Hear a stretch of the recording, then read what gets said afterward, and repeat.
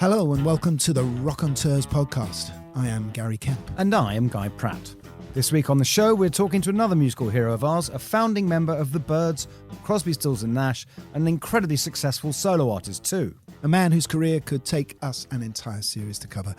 Please welcome Mr. David Crosby. Hey, Guy, how are you, man? I haven't seen you since the boat. I know, yeah. No, yes, you have. You saw me at the Hollywood Bowl. Oh, right, I did. Yes, the bass player. Yes.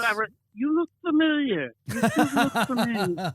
You were dressed like an old London bus driver. I remember you had these fantastic braces, or suspenders, I believe you call them on. Yeah. Well, I need them, man. My pants fall off otherwise. And that's really not a good idea. So how are you doing, David? Oh, you hit me with the hard stuff right away. Okay, well, I'll tell you. Okay. I'm old, Guy. I'm 79 years old.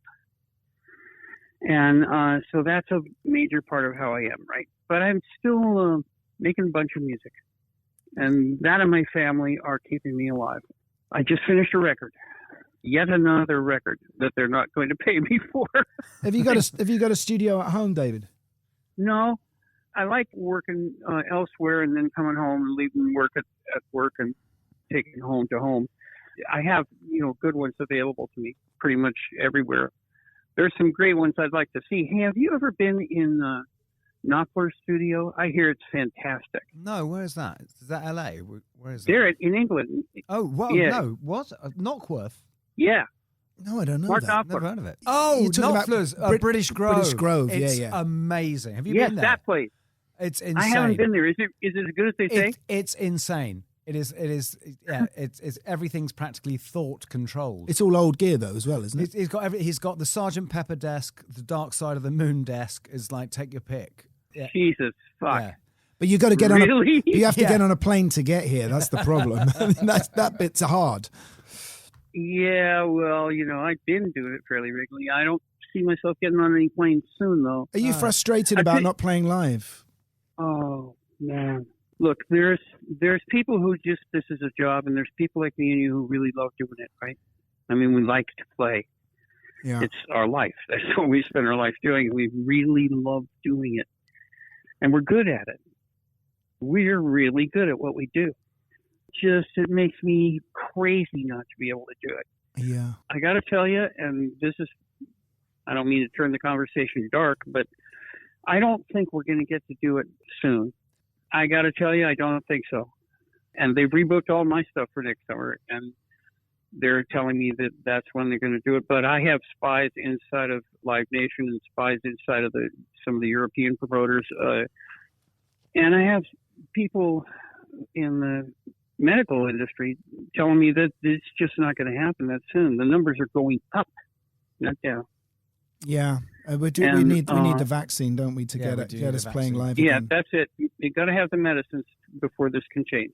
Yeah. Before they can deliver a medicine that's dependable and then test it and then manufacture it in quantities large enough to make a difference, next summer will be gone, I think.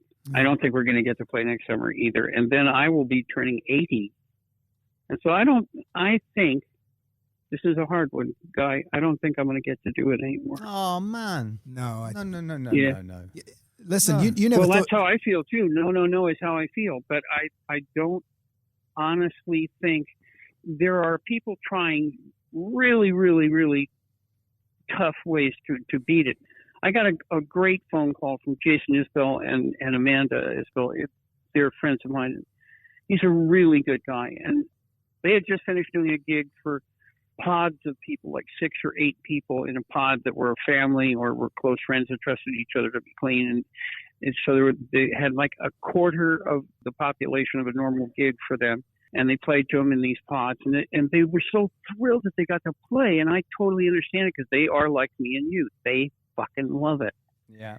But the problem is, man, that density level, they had to do 4 nights to play to one night's audience. Yeah. And if you have to rent the venue 4 times and play the crew 4 times and pay the union crew 4 times, it doesn't necessarily all work. No, it doesn't. I don't think it's going to work for the promoters. And so I know it doesn't work for a tour to work on a fourth of the income that we got. We won't even be able to pay our band. But it's great that you're still writing, though, and you're still trying to be creative. Sorry, this is Gary here. I don't even have to try. I can't. I'm stop. Well, you're putting out a record a year for the last few years, haven't you, Dave? I mean, you know. Yes, and I'm about to do it again. So you don't sound like someone who's slowing down anytime soon. Come on. Well, I'm not slowing down about music, but I don't see me and you. I don't see either of us getting to play to the three of us. Gary and I play together. The three of us. Yeah, because Guy and I are in play with Nick Mason. We play with Nick Mason together now. Well, hi, Gary. What do you play? I play guitar, and I played in a band. You? Yeah, I was a songwriter. Played in a band called Spandau Ballet for a long time, and then I'm currently working with Nick Mason in the Source Full of Secrets project with him. Oh, you lucky fucker! But I just finished my own record in this break as well, and it does concentrate the mind. You do want to. Yes, it does.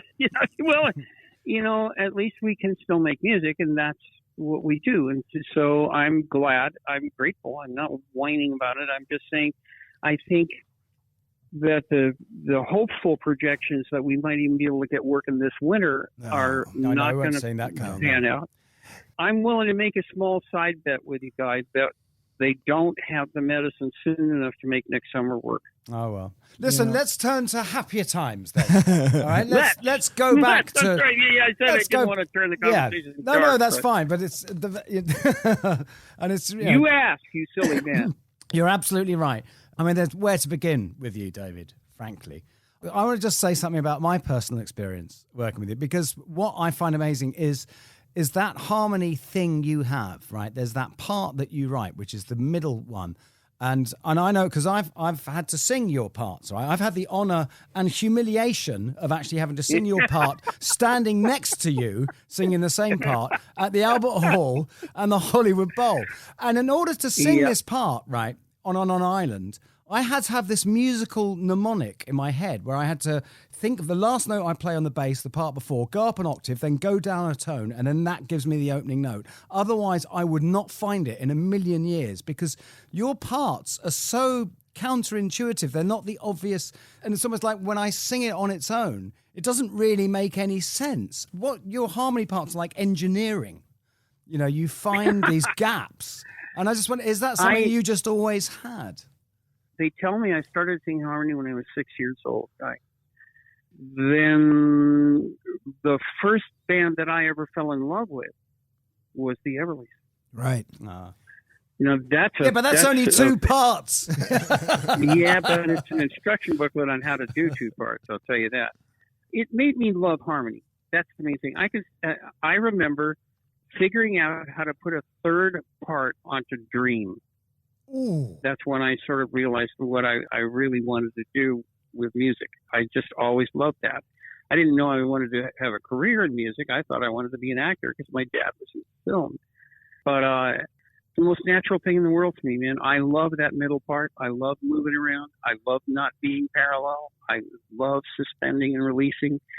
I like the emotional loading that you can put in, the tension and release that you can put in by moving and putting that middle harmony in the right spot. What's just occurred to me is that with Stephen Stills' tuning, because he used to use just fifths, didn't he? He wasn't playing the third at all on his guitar.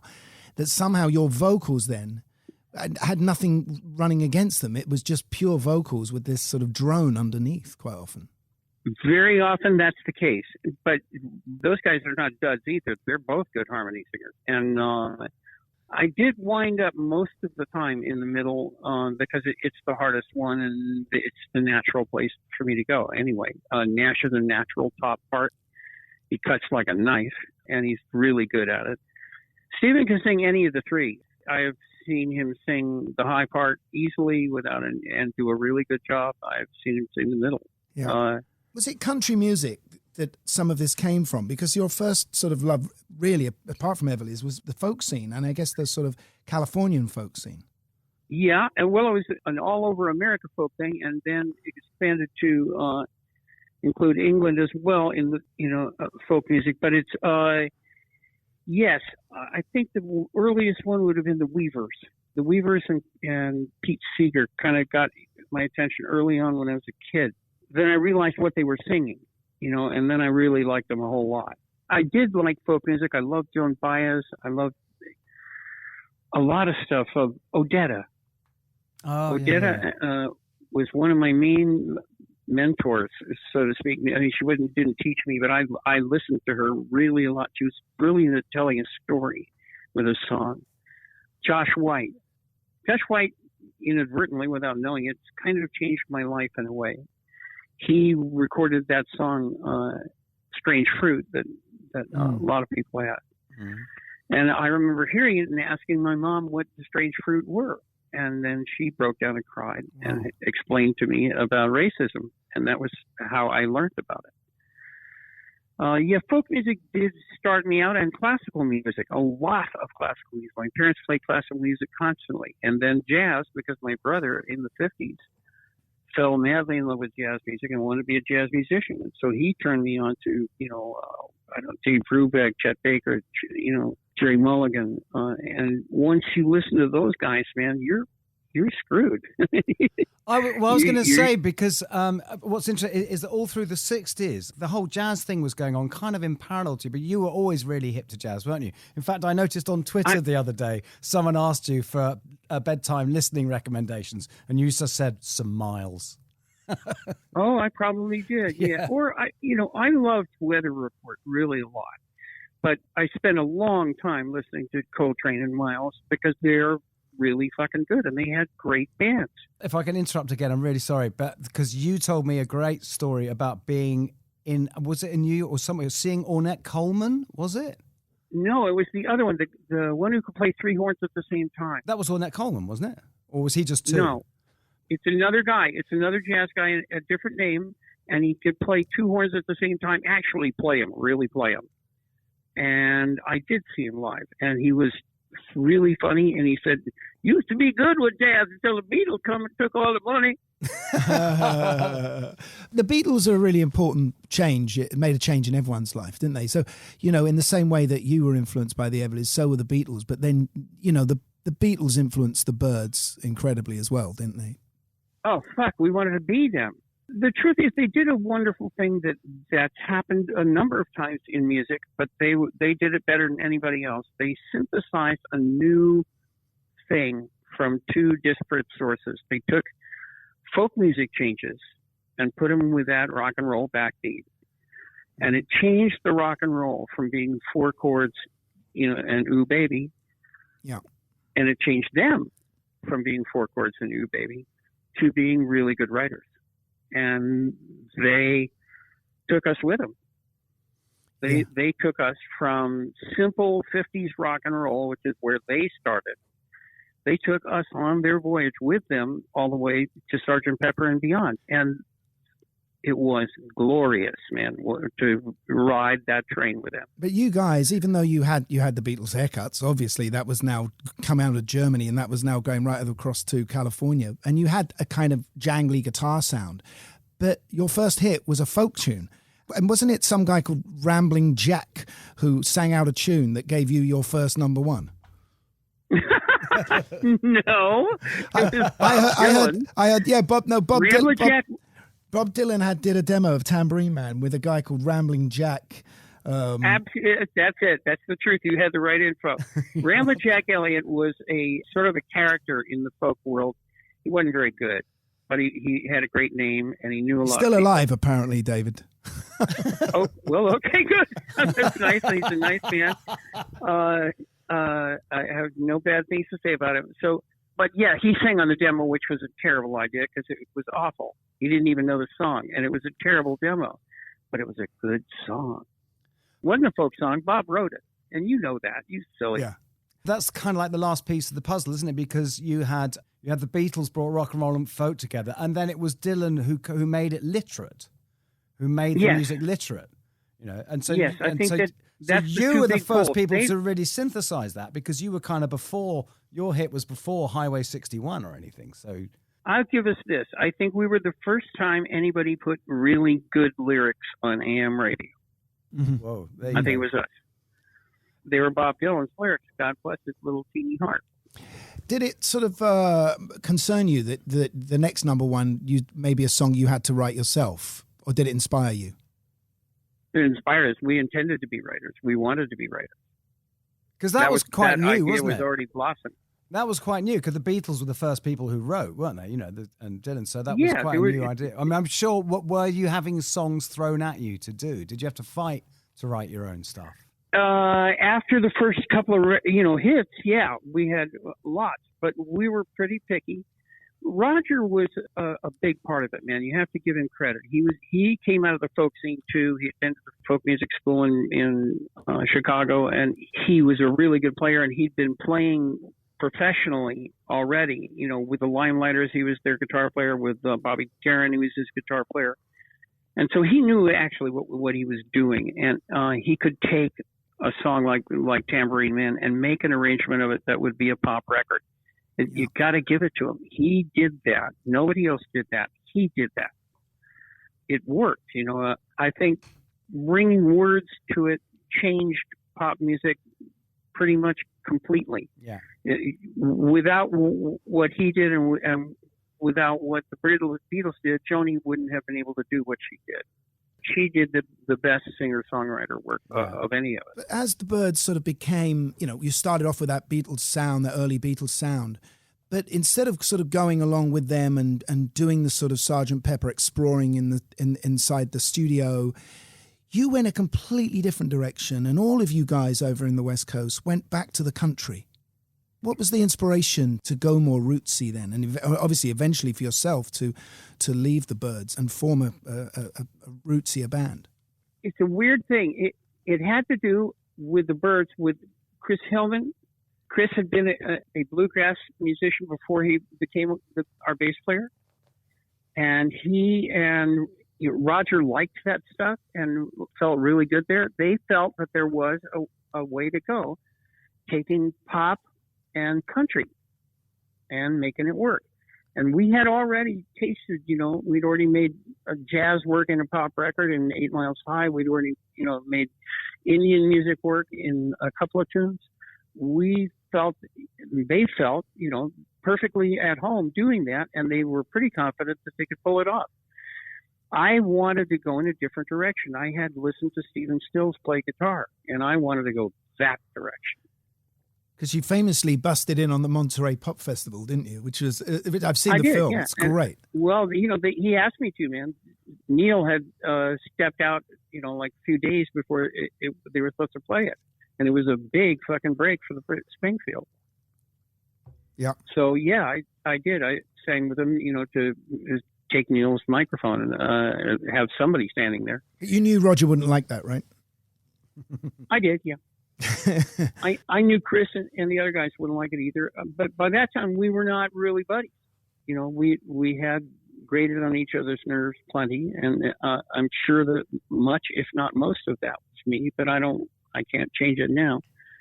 The fact is, I had wanted to keep growing, and I felt that the Byrds was kind of going in another direction and not one that I wanted to go in. And I definitely had a direction I did want to go in that involved a whole lot more jazz, a whole lot more sophisticated chords, a whole lot more evolved writing.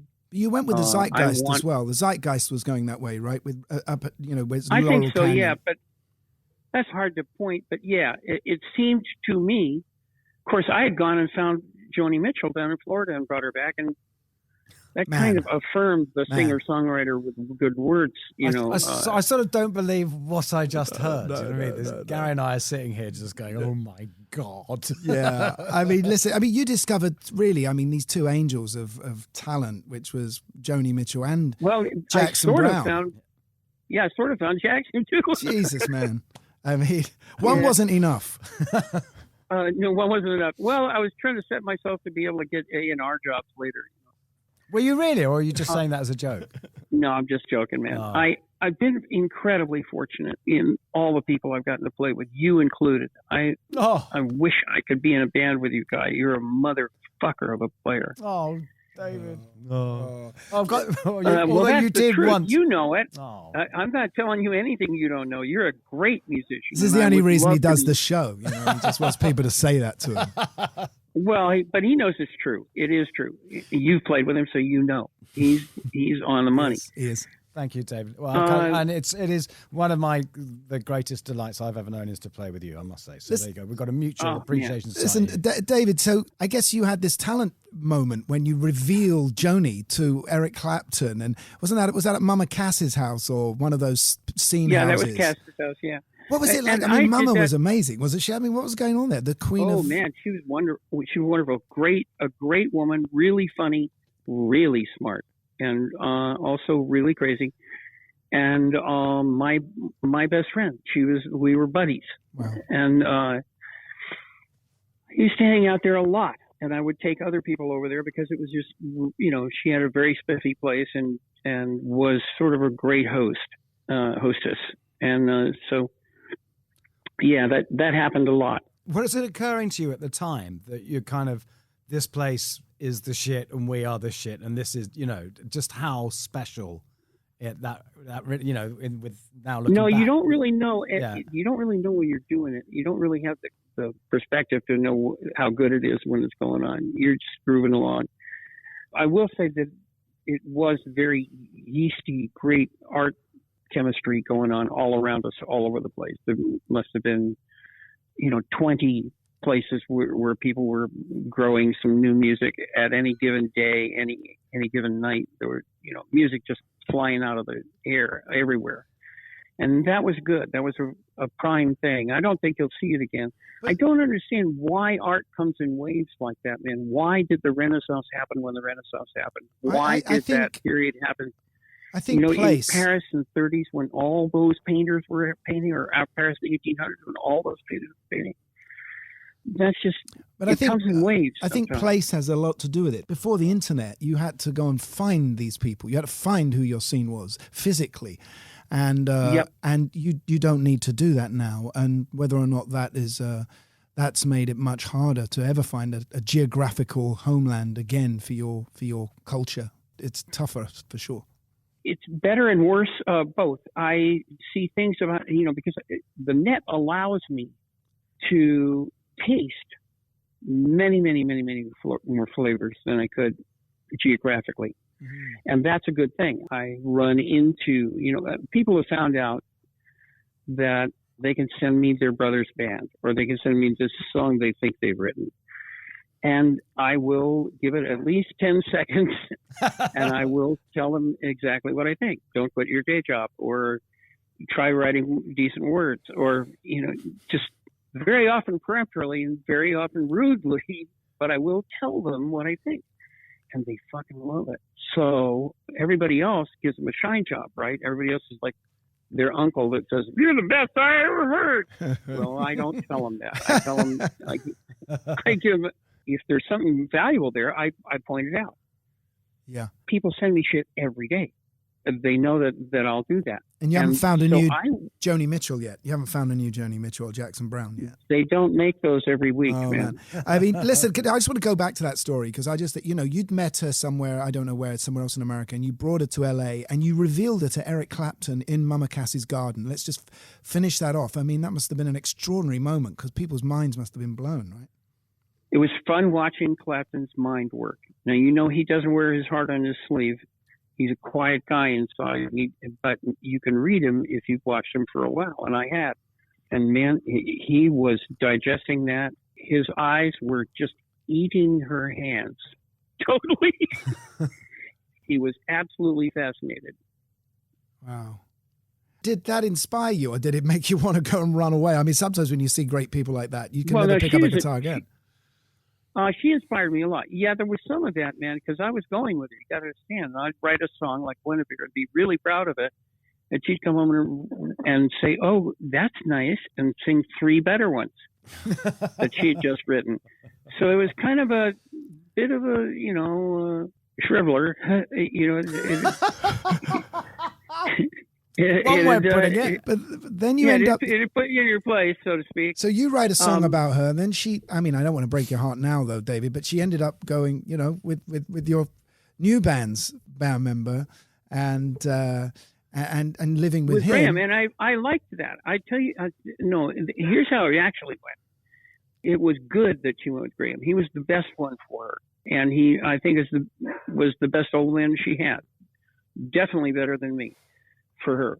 And I had already fallen for Christine Hinton, who was another girl, and that I fell for. I fell in love with her, and kind of. Well, I don't know if I fell in love. I definitely loved her. She was a sweet girl. So I was not upset about Graham going with Joni at all. I think, I think she was happy with James Taylor. Yeah. I think she was relatively happy with David Blue. I don't think she was happy at all with Jackson Browne. What a muse, though, because everyone wrote songs about her, right? Oh, yeah. Well, you couldn't help it. She'd write them about you. Wow. Let me just ask you what the Troubadour must have been like back in those late 60s, and because there's not really an equivalent in London, is there? I suppose the Cavern in Liverpool. There was the actual. No, I mean we did have the Troubadour in Earl's Court. Was that first? It was a folk place, but it certainly hasn't got the cachet that the LA one has. Troubadour started out as a folk place. Yeah, but bands like the Byrds changed that. What most people don't know is that there's two rooms at the Troubadour. There's the big performance room, which is, it's not that big. It's a few hundred. Yeah. But there's a bar in the front, where there was when we were there. That's where the Byrds were born. All right. I used to go there and hang out. And one night I walk in, and there's Roger McGuinn, who I had seen playing with the Limelighters, and this other guy, very handsome guy, that I did not know. And that was Gene Clark. And they were singing Gene's songs. And Roger was playing them and making the records out of them in his head. And I started singing harmony. And that was that. That was the Byrds. It was very great because it was an open mic night every Monday night. And that's when we all got a shot at the mic and got a chance to learn how to do our gig. That must be one of the real brief windows in history, in that time and place, where an open mic night is a really good thing. Oh, my God. I tell you, and the tax man eventually made a lot of money out of that open mic night, didn't he? Exactly. Wow. You're a funny fucker, man. So let's go back. So you switch bands. You go via Buffalo Springfield. You end up hanging out with Stephen Stills, and along comes this guy from England from a band called the Hollies. Well, here's how that happened. Stills was and still is the best singer in that band, and was writing back then songs that the rest of us could only dream of. He was writing For What It's Worth and Carry On and rocking incredible songs. Just brilliant fucking shit. Love the One You're With. The guy's he swings. It's built into him. He can't help it. He swings like a big dog every time. Vicious lead player as well, isn't he? Vicious lead player. Oh, he's really good. He's economical. He doesn't go completely crazy, but he doesn't have the too many notes disease. He doesn't play flurries of notes. He plays melodies. And I fucking loved it. As soon as I heard him play the guitar, the way he swung, that's the one thing the Byrds didn't do. We never played a funky groove. We played all kinds of fun stuff, and we were very good, but we never swung like that. We never played a rockin', real, honest-to-God groove. And he did. He could sit down with an acoustic guitar and swing you harder than any band you had heard. And that was just irresistible to me. And so we started singing together and fooling around. Now then, Cass introduces me to this English guy. And I listened to his band's records. And I think, wow, this guy is one of the best harmony singers I've heard. He's really able to do it. I'm listening to Carrie Ann and Bus Stop and, these British hits that, they were worldwide hits. It's unmistakable who's doing what in there. And it's Graham. He is a really good harmony singer. I'm saying this, we're not even friends anymore. I haven't talked to him in 2 years. I don't really even like the guy anymore. But I gotta give him total credit where it's due, man. He's a good singer. He's a really good harmony singer. So when I heard what happened with me and Steven singing one of Steven's songs that we had been singing, as soon as Nash put the top part on, I knew what I was going to be doing for quite a while. And this is in It's just someone's magical. garden. Was this a sort of eureka moment, was it, when this happened? It was in Joni's kitchen. Was it? Wow. And was it a natural thing of you sliding into the middle of that, of where they sang? Yeah, there it is. These are like Graham, stories of Greek mythology. I love it. This well, was Graham naturally has a higher voice than I do, so Yeah. he naturally went to the higher part. And so, yeah, I had a lot of fun with it, and I did have a lot of fun with it in that band. So I had fun with it in CSNY, too, which is a totally different band. They should have CSNY in the Rock and Roll Hall of Fame. I should be in 3 times. I'm in twice. I should be in 3 times, man, because, well, for several good reasons. One of which is CSNY is a completely different band. It is. The best reason is that it would piss off the other guys who were in twice. Yeah. Right? Did you make a record before you even played a gig with Crosby, Stills, Nash? Yes. We made that first record in Wally Hyder's in Hollywood. But, you know, we were experienced giggers already, all 3 of us. Because your second gig was Woodstock. Or was that your first? Was it the second or first? Second. It's just that. Was first open mic night at the Troubadour. I mean, Jesus. No. First one was the Auditorium Theater in Chicago. And that's cause now I remember now because I saw some YouTube stuff of Joni talking, saying that you did the show in Chicago with her, and then instead of her going down to Woodstock to do Woodstock with you, she did some chat show in New York and missed the show entirely. She was onto that show. What is that guy's name? Dick Cavett? Dick Cavett. Anyway, yeah, it was a famous talk show and music show at the time, and she had gotten booked on it, and that was a big win for her. She and Elliot didn't want her to go to Woodstock because they were afraid they wouldn't be able to get back. You could only get in and out of Woodstock in a helicopter. So she stayed in New York, and then, of course, she's the one who wrote the song about Woodstock better than anybody else. Oh, my God, that song is just incredible. The bombers turning to butterflies. Wow. I've got 4 versions of it I've been on. Really? Because it was on your first album or second album, wasn't it? Yeah, I have a version of it that I do with the Lighthouse Band. I have 2 bands, right? You know that. One of them is my Skytrails band. That's me and my son and Jeff Pivar and my lease and Michelle Willis and Stevie Stanislaw. Yes. And then the other band is, you know, Snarky Puppy, right? Yeah. They're brilliant. Yeah. In fact, it was you who turned me on to them. Yeah, that guy, Michael Lee, is a brilliant musician. He's a bass player, but we can forgive that. So can I. And he's a really fucking wonderful musician. He and I and Becca and Michelle have another band called the Lighthouse Band, and we've made 2 records now, really good ones. I think we might get to make another one. I can't believe how lucky I am, man, and the people I've gotten to play with. It's just insane. And still getting to play with, which is really wonderful. David, you played. You know who I wish I could get into a small group and do vocal stuff with? Who? Gilmore. Yeah. He's freaking good at it, man. He's a really good harmony singer. I saw really you guys at the Albert Hall. That was incredible. With you and Graham and David. Was that fun or what? Yeah, amazing. Well, I must say, okay, right. So I'm just going to drop this in, but one of my favorite all-time musical memories ever is being on the Greek islands, being on a boat, on a big boat, under the stars, sitting on the roof of the thing, or whatever you call it, and with you and David Gilmour with acoustic guitars singing harmony together. It was just the most beautiful thing. That was a pretty night, wasn't it? That was amazing. David, you played 4 of the biggest festivals ever. I can't believe this when I was looking at it. And maybe you're the only one who's done this. You played Monterey, Woodstock, Altamont, and Live Aid. I mean, I bet you're the only guy who's done that. Oh, no, I'm sure there's other people who've done it.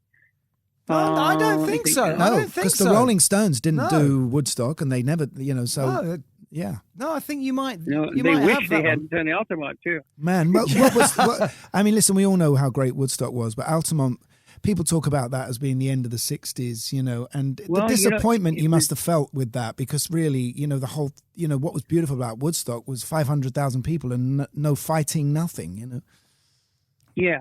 There was a vibe at Woodstock. There was something special happening. I don't know why, but it did happen, and it was there, and we all saw it. So it was very inspiring to us. We thought, ooh, this is better. Nobody's killing anybody. We like this. What about Monterey? What did that? Because Monterey was the first. I mean, there'd literally never been anything like it, right? When you did that. Well, we saw. You remember Big Sur? There was one before that. There was a Big Sur festival that we did, and we saw how good it was when a series of acts played. And what's the name that managed the Mamas and Papas? Lou Adler saw that it was possible to do a festival like that. He went and put on Monterey, and it was a raging success. Everybody that was there, including The Who and Hendrix, Ravi Shankar, it was a wonderful show, and it was a complete, total success. Everybody that was there, everybody that heard about it even, was thrilled by it. So that gave birth to all the other festivals. Yeah. And what about Altamont? I mean, that must have been, in the way, I mean, it was the Rolling Stones' fault, was it not? I can tell you what happened. I can tell you what happened. Yeah, what happened is this. The people who were managing the Grateful Dead made a terrible mistake. They had been, because they were a San Francisco band, they had been very friendly with and very permissive to the Hells Angels. Hells Angels back then were pretty much, just not as much criminals as they were just bad boys. Their decision was that they would let the Hells Angels be the security. Now, that's one of the stupidest things you could do. Hells Angels like to fight. It's one of the parts of their character. Yeah. They enjoy it. They like getting drunk and fighting. It's part of the deal. So if you make them be security, you're going to have fights, period. That's it. They're going to beat somebody up, guaranteed. They do it all the time. Mm-hmm. They beat each other up. It's part of their thing. They should have known that would be the case, and they should have hired professional security instead. Mm-hmm. Because they didn't, what happened happened. There, it was a horror show. Yeah, I mean, the film, Gimme Shelter, says it's horrible to watch. Because was there a feeling of disappointment, though, that because sure. you know how much you'd shown the world that how powerful the new youth can be in their peace marches in Woodstock, and then suddenly this, and it all goes wrong. Well, it's a good lesson. It's a powerful thing, man, and you can take it either direction. What was great about, I think, what you did, because you obviously, you were heavily influenced by the Beatles and the English sort of first invasion, as it were, that happened, the British invasion.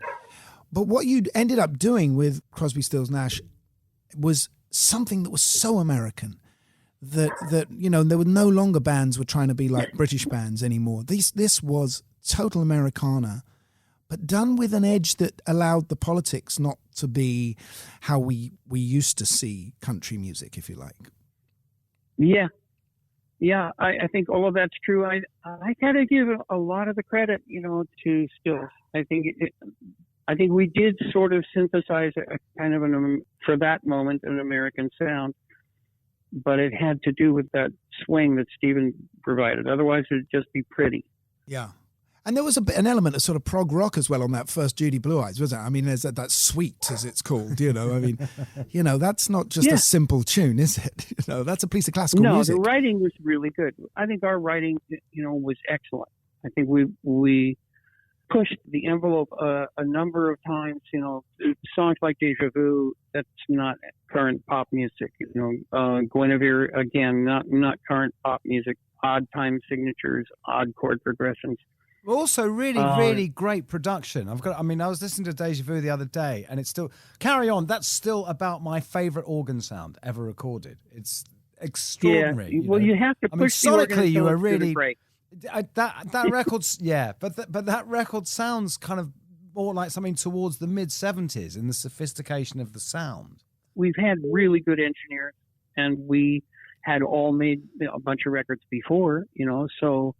We're fairly good producers. All three of us are fairly good producers. But I don't know. I'm feeling very good about Stills, man. I really love the guy, and he did. My God, he wrote good tunes, man. Jesus, have you ever heard his song "So Begins the Task"? No, but I will after this. Yeah, exactly. Oh boy, it's my favorite Stills song. I started which is saying something. because one of my favorite things to play with is that tuning of his, which is just all E's and B's. Yeah, that's what I was saying earlier. Because you literally can just put your fingers anywhere. But that's what gave the vocals such a clear path. Yeah. Because they weren't mussing them up. We used a lot of tuning. See, Guinevere and Deja Vu are in another tuning. Yeah, it's not Dadgad, is it? Joni was inventing tuning. Yeah, Joni was probably the second most sophisticated tuning person ever. The first most sophisticated tuning guitar player was a guy named Michael Hedges, who is dead now. Oh, yeah, Mike Hedges, unfortunately. Yeah. Michael Hedges, he's a California boy. All right, okay. Really, really, well, actually, no, he's from Ohio. I think Enid, Ohio, something like that. Yeah, I met him in California. And he took it to another level. Invented tapping guitar.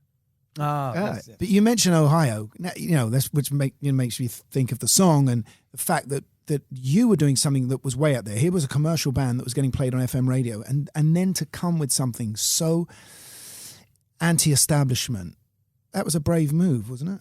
I suppose, I don't think we had any choice. I think any of us even thought twice about it, man. You got to understand, this is America, right? And you're supposed to have a constitutional right to gather and protest peacefully. That's part of our rights. And that's what these kids were doing on their own college campus, unarmed, peaceful protest. And we had bad leadership, Nixon, and we had much worse leadership in the governor of Ohio, and even worse in the guy commanding the National Ohio Guard. And they should have never been given ammunition, those people.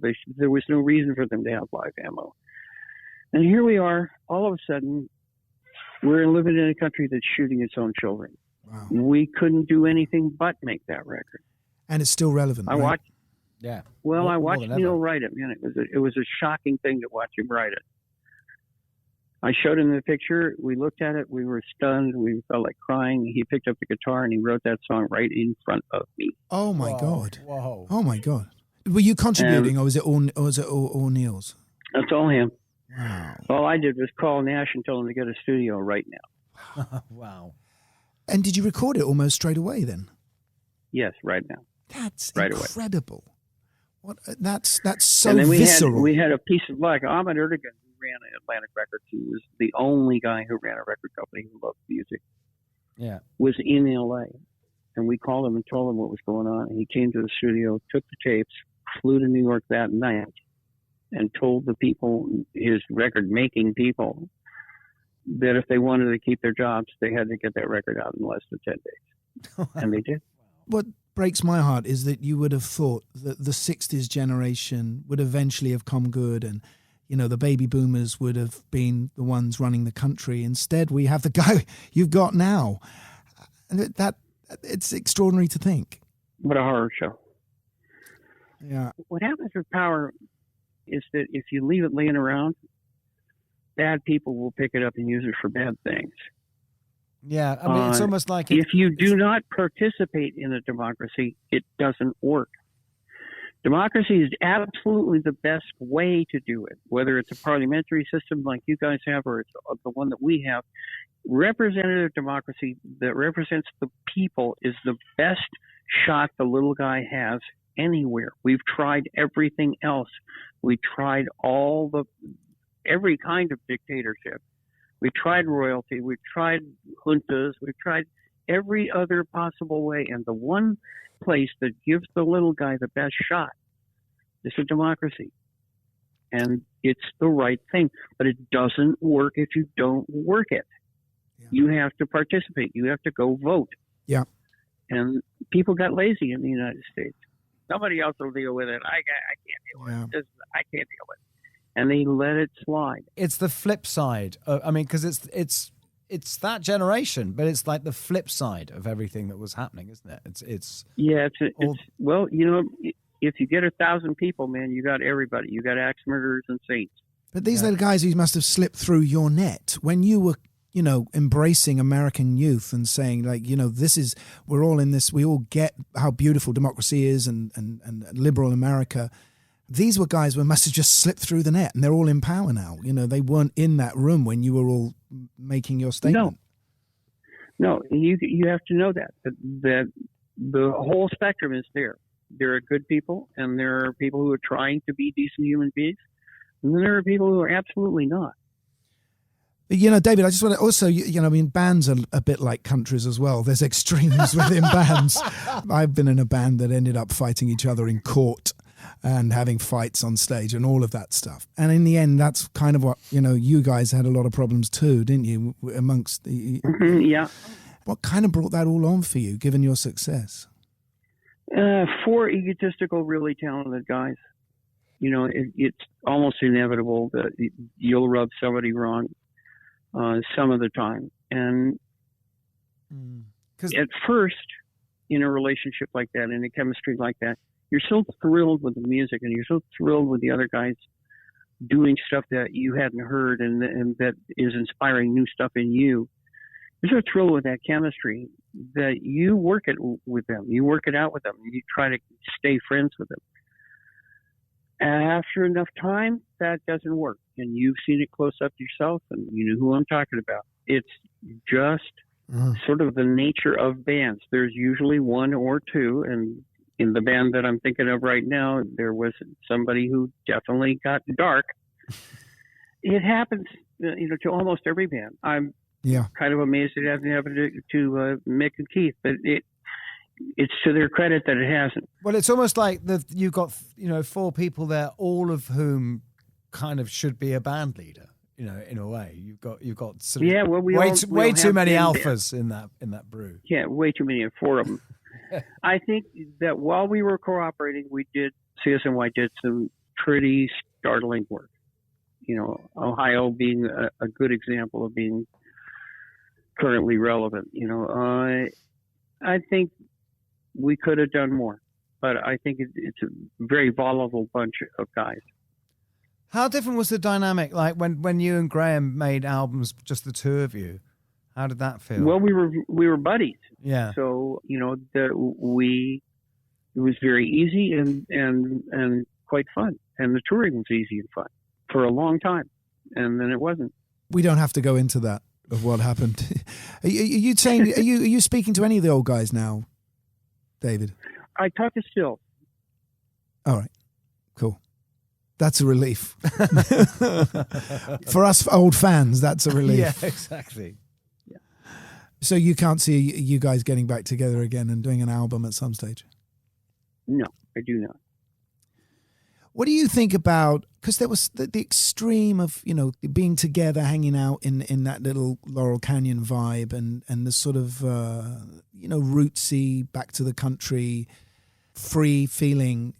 You were still a bunch of ambitious people who all became superstars who within a year or two would be playing to football stadiums. And is there ever a moment that you went, oh, hang on, you know, I missed the Laurel Canyon. I mean, what are we doing? Open mic night. I mean, what are we, is this, or was that always what you were aiming for? I wasn't aiming to be big. I was aiming to get laid. I mean, that was my primary aim in becoming a musician. I loved music, but I was after girls. Yeah. After a while, the music, of course, became my life. And I think I'm happy it turned out the way it did, man. I really am. I know that we got sidetracked by the drugs, and I know there was lots of trouble, and then I know there's plenty of griping going on between everybody, but I think we were incredibly lucky to have done what we did and made the music we did. It was magical. But your story is an incredible story, David. And you know, especially with all the drugs and what else, it's, you know, a fantastically long story, which is so great, and a unfolding story, which we're all very pleased about. Listen, man, what I can't believe is a gentle soul like you ended up in a Texan jail. And I know this is very public and everyone, but I cannot believe it. Man, I would have been so frightened if I was in a Texan jail. Yeah, well, you would have been. The truth is, man, it's like any place else. There's good people and bad people. But the bad people. I don't mind that it happened, man. You have to understand that I actually look back on it, even though it was a horrible experience to kick 2 really bad drugs in a cell with no help at all. Wow. None. Zero. They didn't even give us an aspirin. Here's the thing. You have to know, it's what got me off of hard drugs. Yeah. So I don't really even regret having spent that time in prison. Was it terrifying? Yeah, sure. Absolutely.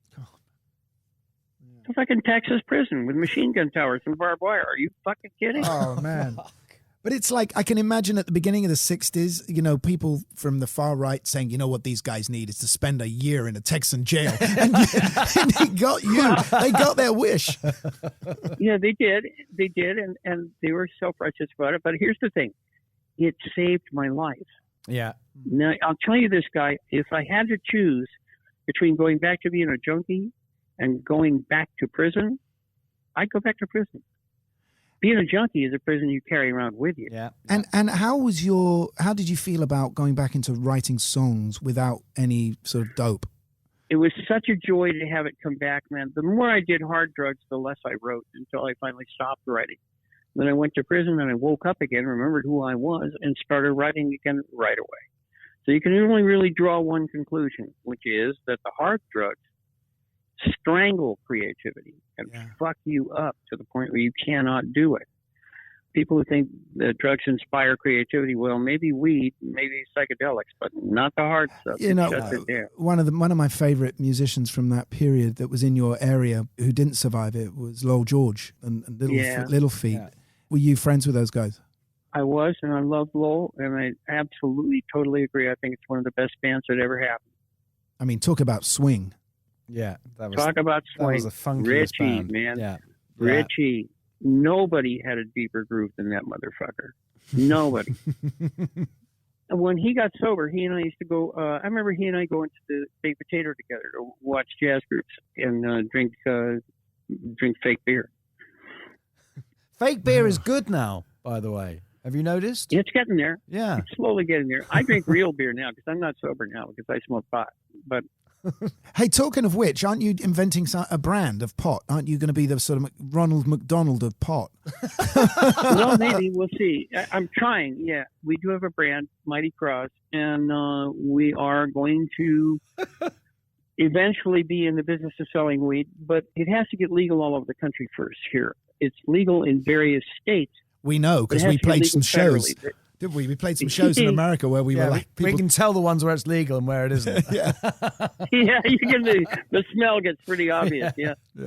I think it's going to be legal everywhere, man. The way it works here is you pay your taxes in to the federal government, and then the federal government, some of that money comes down a pipeline from the federal government to the states for health, education, and welfare stuff. And that pipeline has always been constricted. There's never been enough money coming down the pipeline from the federal government to the states. And the states are always hurting for money. Okay, so now here we've got all the states at the bottom of the pipeline. And this particular federal government doesn't want to send any money down it to any black people or any brown people or any young people or any old people or any people except themselves, really. So they're hurting for money down at the bottom of the pipeline, and they're all looking at Colorado and Oregon, who can buy a school or a road or a hospital today. And they're saying to themselves, state-controlled tax money. Underline that. Yeah. State-controlled tax money. So every single state in the union will make it legal, and the federal government will have to go along with it. What I love about you, David, is that, you know, there's this theory, isn't there, is that when you're a young man, you're a socialist, and then you gradually become more and more conservative as you get older. And I think that works. Well, it's a natural thing. But you are still, you know, carrying your beliefs true to your heart and true to yourself. Letting your freak flag fly. Into your 80th year. As someone once said. And I really respect you, Guy. I wish we could see each other. Oh, I wish you could see you. I wish I was in England every year, man. I'd see you every time. But David, I've never met you. I have to get off of here, man. We're done. We just absolutely, I love talking to you about this. And I hope one day that I can give you a big un-COVID hug and say thank you. Yes. Yeah, next time. When we will get out to I play. want to see you. Yeah, you will. I would love to play some music with you. Come and do a song with us next time we play. Thank you. David Crosby, thank you so much. Thank you, what an honor. Have a blast, guys. And love to the family. Love to the family, too, man. Take care of yourself. Bye-bye. Bye-bye. After that, frankly, mind-blowing exchange with David, Gary and I are reeling here. We are. Thank you so much, and I hope you enjoyed listening to our latest Rockonteurs podcast. See you at the next one.